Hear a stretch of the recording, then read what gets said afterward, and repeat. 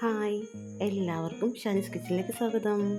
ഇന്നിവിടെ ഞാൻ ഉണ്ടാക്കുന്നത് ഞങ്ങളുടെ വീട്ടിൽ ഞാൻ ഉച്ചയ്ക്ക് തയ്യാറാക്കിയ ലഞ്ചിൻ്റെ കുറച്ച് കറികളുടെ റെസിപ്പിയാണ്. ഞാനിത് പപ്പായ, ചിലർ കപ്ലങ്ങ എന്ന് പറയും, പപ്പായ എന്ന് പറയും. അപ്പം എന്താണെന്ന് വെച്ചാൽ നിങ്ങളുടെയൊക്കെ നാട്ടിൽ എന്താണെന്ന് വെച്ചാൽ കമൻറ്റ് ഇട്ടുണ്ടായി പറയുന്നത്. ഞാൻ കപ്ലങ്ങ, ഞങ്ങളുടെ നാട്ടിൽ കപ്ലങ്ങ എന്നാണ് പറയുക. ഞാനത് ചെറുതായിട്ട് കട്ട് ചെയ്തു. അതിലേക്ക് പച്ചമുളകും ചെറിയൊരു കഷ്ണം ഉള്ളിയോ സവോളയോ നമുക്കിടാം, അത് വേണം. പിന്നെ നമുക്ക് വേണ്ടത് തേങ്ങ വേണം. അതിലേക്ക് 2-3 അല്ലി ചെറിയ വെളുത്തുള്ളി, പച്ചമുളക്, മഞ്ഞൾപ്പൊടി, നല്ല ജീരകം. ഇത് നമുക്ക് മിക്സിക്കകത്ത് ഒരൊറ്റടി അടിച്ചെടുത്താൽ മതി. അപ്പോൾ ഒന്ന് ഇതായി കിട്ടും. അപ്പം ഞാൻ അതിൻ്റെ കൂടെ തന്നെ ബീഫ് കപ്പയിട്ട് നമ്മൾ റോസ്റ്റ് ചെയ്യുന്നുണ്ട്. അപ്പോൾ ഞാൻ അത് ചെയ്യാൻ വേണ്ടിയിട്ട് ഇപ്പോഴത്തെ സ്റ്റൗവിൽ ഞാൻ ഒരു ഇഡ്ഡലിയിൽ എണ്ണ ഒഴിച്ചു. അതിൽ സവോളയും പച്ചമുളകും തക്കാളിയും കൂടി ഇട്ട് കൊടുത്തു. ഇതിന് കുറച്ച് ഉപ്പും കൂടി ഇട്ട് കൊടുക്കണം. ഉപ്പും കൂടി ഇട്ട് കൊടുത്ത് നമുക്കത് നല്ലോണം വഴറ്റിയെടുക്കണം. കാരണം സവോളയും പച്ചമുളകൊക്കെ വഴറ്റാൻ വേണ്ടി ഉപ്പിടണമല്ലോ. അതെല്ലാവർക്കും തന്നെ അറിയാവുന്നതാണ്, ഞാൻ വെറുതെ പറയുന്നതേ ഉള്ളൂ. നമുക്കതും കൂടി ഇട്ട് ഒന്ന് ഇളക്കി കൊടുക്കണം. അപ്പം നമ്മൾ നല്ലപോലെ വഴറ്റി കൊടുക്കണം.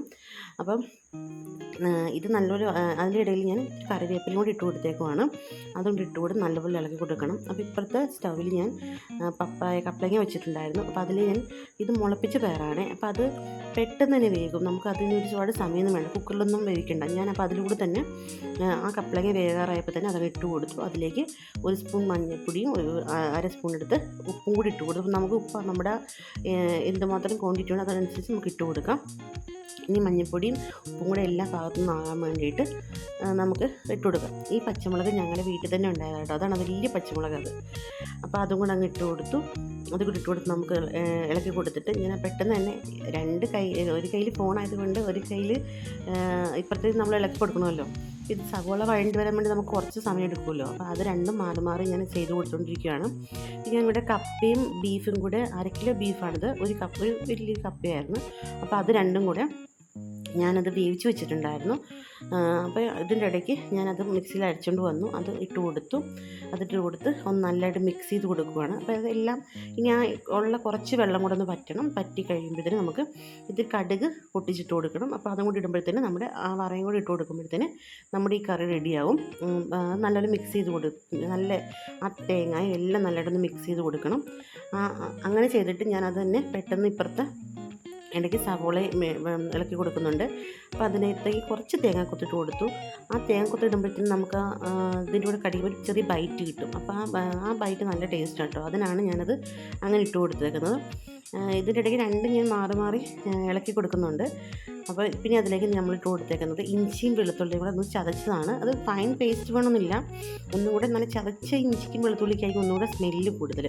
അപ്പോൾ അതങ്ങ് ഇട്ട് കൊടുത്ത് നല്ലപോലെ ഒന്ന് ഇളക്കി മിക്സ് ചെയ്യണം. കാരണം ഇഞ്ചി വെളുത്തുള്ളി ഇടുമ്പോൾ നമുക്കൊന്ന് അങ്ങനെ അടി പിടിച്ച് വരുന്ന പോലെ ഉണ്ടാവും. അപ്പോൾ നമ്മളത് നല്ലപോലെ ഇളക്കി കൊടുക്കണം. പിന്നെ നമുക്കതിലേക്ക് വേണ്ടത് മസാലയാണ്. ഞാനിവിടെ 1/2 സ്പൂൺ മഞ്ഞൾപ്പൊടി, 2 സ്പൂൺ മല്ലിപ്പൊടി, മുളക് പൊടി, പിന്നെ കുരുമുളക് പൊടി, മീറ്റ് മസാല, ഇത്രയും സാധനം എടുത്തിട്ടുണ്ട്. അതിട്ട് കൊടുത്ത് നല്ലപോലെ ഒന്ന് ഇളക്കി കൊടുക്കണം. കാരണം മസാല ഇട്ട് കഴിഞ്ഞാൽ പെട്ടെന്ന് അടുക്കി പിടിക്കും. അപ്പം നമ്മൾ കൈ എടുക്കാതെ തന്നെ ഇളക്കി കൊടുക്കണം.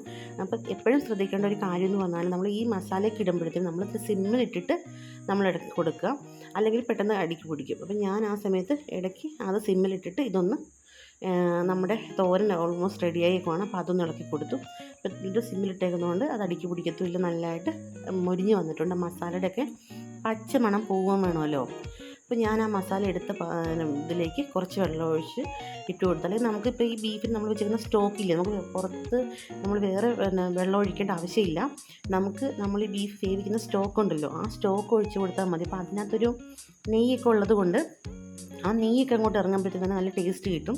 അപ്പം ഞാൻ അതും കൂടെ അങ്ങ് ഒഴിച്ചു കൊടുത്ത് നല്ലപോലെ ഇനി ഒന്ന് ഇളക്കി ആ മസാല ഒന്ന് തെളിഞ്ഞ് വരുന്ന അതാണ് ഇതിൻ്റെ പരുവെന്ന് പറയുന്നത്. അത് നല്ലപോലെ ഒന്ന് ഇളക്കി ആ വെള്ളം ഒന്ന് പറ്റിച്ചെടുക്കുക. പിന്നെ നമുക്ക് കുറച്ച് ആവശ്യത്തിന് നമ്മൾ ആ സ്റ്റോക്ക് ഒഴിച്ചു കൊടുത്താൽ മതി. അങ്ങനെ നല്ലതായിട്ടൊന്ന് മസാലയിലിട്ട് ഇളക്കി കൊടുത്തുകൊണ്ടിരിക്കുകയാണ്. കാരണം നമ്മൾ ഇതിങ്ങനെ കണ്ടിന്യൂസ്ലി ഇളക്കിയില്ലെങ്കിൽ ഇത് പെട്ടെന്ന് ഇതാകത്തില്ലേ. അപ്പോൾ അതുകൊണ്ട് ഇങ്ങനെ ഇളക്കി ആ മസാല തെളിഞ്ഞ് വരാൻ വേണ്ടിയിട്ട് ഇളക്കി കൊടുക്കുകയാണ്. പിന്നെ നമുക്ക് ഇതിലേക്ക് നമ്മൾ ആ വേവിച്ചിരിക്കുന്ന ബീഫും ബാക്കിയുള്ള സ്റ്റോക്കും കപ്പയും എല്ലാം കൂടി ഇട്ട് കൊടുത്തേക്കുവാണ്. ഇതിപ്പം 1/2 കിലോ ബീഫാണല്ലോ നമ്മൾ എടുത്തേക്കുന്നത്. അപ്പോൾ അത് ആ ഒരു ക്വാണ്ടിറ്റിയിലേ ഉള്ളൂ. അപ്പം നമുക്ക് എടുക്കുന്ന സാധനങ്ങളുടെ അളവ് കൂടുന്നതിനനുസരിച്ച് നമുക്ക് നമ്മളെടുക്കുന്ന ഇൻഗ്രീഡിയൻസിൻ്റെ അളവ് നമുക്ക് കൂട്ടാം. അപ്പോൾ ഇത് നല്ലൊരു ടേസ്റ്റ് ആട്ടോ ഈ കപ്പ ഇട്ട് വെക്കുന്ന നല്ലൊരു ഡിഷാണ്. കാരണം നമുക്ക് ഒരുപാട് കപ്പയല്ല, ജസ്റ്റ് ഒരു കപ്പ മതി. കാരണം ആ ഒരു കിഴങ്ങൊക്കെ ഇട്ട് വെക്കുന്നതിനേക്കാളൊക്കെ റോസ്റ്റ് നല്ല ടേസ്റ്റ് ആയിരിക്കും. നിങ്ങളൊന്ന് ട്രൈ ചെയ്ത് നോക്കണം കേട്ടോ. അങ്ങനെ ഇത് നല്ലപോലെ ഇളക്കി കൊടുത്തു. അപ്പോൾ ഞാൻ അത് തന്നെ ആ സമയത്ത് തന്നെ നമ്മൾ വെച്ചേക്കുന്ന അത് ഓൾമോസ്റ്റ് എല്ലാം അത് കറക്റ്റായിരിക്കുവാണ്. ഇപ്പം നമ്മുടെ ബീഫും ഞാൻ ഇത് നല്ലൊരു പറ്റി വന്നിട്ടുണ്ട്. ഈ പരുവത്തിൽ മതി. കാരണം ഒരുപാട് അങ്ങ് തീരെ ഇതാക്കി എടുക്കണം, നമുക്ക് റോസ്റ്റ് പരുവല്ലേ. പിന്നെ ഞാനിപ്പോൾ ഇന്നലെ ചെമ്മീൻ റോസ്റ്റ് ഉണ്ടായിരുന്നു, അപ്പോൾ അത് ചൂടാക്കി ആ സമയത്ത്. പിന്നെ അതിലേക്ക് വേണ്ടത് എനിക്ക് കുറച്ച് ചെമ്മീനും മാങ്ങയും, ഇത് ഞാൻ റെസിപ്പിയായിട്ട് ഒഴിച്ചിടാം കേട്ടോ. അപ്പോൾ അതും ചൂടാക്കി വെച്ചു. ഇതൊക്കെ ആട്ടോ നമ്മുടെ ഡിഷിൽ നിന്നൊക്കെ എല്ലാം ഇപ്പോൾ ഓൾമോസ്റ്റ് എല്ലാം റെഡി ആയിട്ടുണ്ട്. ഇത് നമുക്ക് ചോറെടുക്കാം. അപ്പം ഞാൻ നമ്മുടെ കറികളെല്ലാം തന്നെ ഇവിടെ എടുത്ത് വെച്ചിട്ടുണ്ട്. ചെമ്മീനും മാങ്ങയും ചാറ് വെച്ചതും നല്ല ടേസ്റ്റോടെ ചെമ്മീനും മാങ്ങ. നിങ്ങളൊന്ന് ട്രൈ ചെയ്യണം. ഞാനത് ഒരു ദിവസം ഒരു റെസിപ്പിയായിട്ട് തന്നെ അത് വീഡിയോ പോസ്റ്റ് ചെയ്യുന്നതാണ്. അപ്പോൾ നമ്മുടെ കപ്പയും ബീഫും റോസ്റ്റ് ചെയ്തതും പിന്നെ നല്ല രുചിയുള്ള ഇതാണ്. കപ്പ ഇങ്ങനെ ഇടാൻ പറ്റില്ല, ഒരുപാട് കപ്പയിൽ ഒറ്റ കപ്പയൊക്കെ ഇട്ടാൽ മതി. പിന്നെ നമ്മുടെ പയർ മുളപ്പിച്ച തോരൻ സൂപ്പർ ടേസ്റ്റാണ്.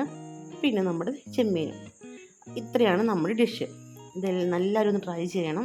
അപ്പം ഈ നല്ല ബ്ലോഗുമായിട്ട് നല്ലൊരു റെസിപ്പീസുമായിട്ട് വരുന്നവരെ ബായ്. എല്ലാവരും എൻ്റെ ചാനൽ സബ്സ്ക്രൈബ് ചെയ്തേക്കണേ. ബായ്. It's me.